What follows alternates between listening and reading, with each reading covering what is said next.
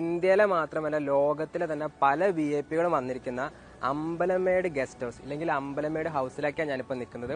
നമ്മുടെ സ്ഥലം എവിടെയാണെന്ന് വെച്ച് കഴിഞ്ഞാൽ ഒരുപാട് റിസ്ട്രിക്ഷൻ അതുപോലെ തന്നെ സെക്യൂരിറ്റി ഉള്ള ഏരിയയാണ്. അപ്പോൾ നമ്മുടെ കൊച്ചി തൃപ്പൂണിത്തുറ ഭാഗത്തിലാണ് ഈ സ്ഥലം ഇരിക്കുന്നത്. ഇവിടെ എന്ന് പറയുമ്പോൾ ഒരുപാട് കായൽ, കനാൽ, അങ്ങനത്തെ ഡാം കാര്യങ്ങളൊക്കെ ഉള്ള ഒരുപാട് സ്ഥലങ്ങൾ ഇവിടെ ഉണ്ട്.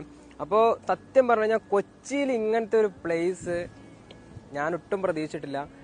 വേറെ ലെവൽ കൊച്ചിയാണെന്ന് പോലും പറയില്ല, അത്രമാത്രം തണുപ്പുകളുണ്ട്.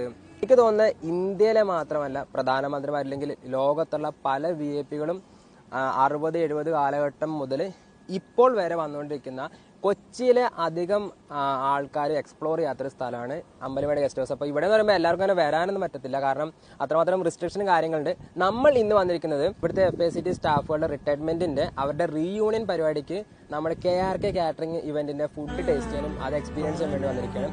എന്തെങ്കിലും പറയാനായിട്ട് കേട്ടോ? പൈസ എന്തോ നീ തമാശ പറഞ്ഞല്ലായിരുന്നോ?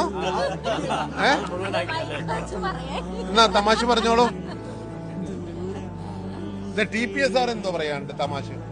ഞാൻ തമാശ മാറ്റി വലിയ തമാശയൊന്നുമില്ല.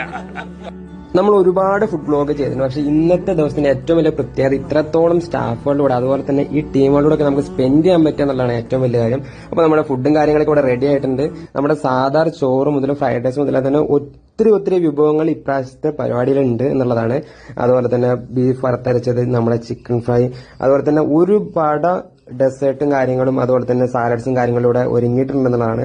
അപ്പോൾ തീർച്ചയായിട്ടും ഓരോ ഇവന്റും മനോഹരമാക്കുന്നത് എങ്ങനെയാണെന്ന് വെച്ച് കഴിഞ്ഞാൽ അതിലുള്ള ആളുകൾ പങ്കെടുക്കുന്ന ആ രീതികളും അതുപോലെ തന്നെ അവരുടെ സഹകരണവും കാര്യങ്ങളും കൊണ്ടായിരിക്കും. അപ്പോൾ ഇപ്രാവശ്യം KRK തകർത്തിട്ടുണ്ടെന്നുള്ളതാണ്. ഫുഡ് കഴിക്കുന്നതോടെ മനസ്സും കൂടെ നിറയാന്നുള്ളതാണ്. ഈ സ്റ്റാഫുകൾക്കൊക്കെ എല്ലാവിധ ആശംസകളും നമ്മൾ നേരുന്നു. കാണാം.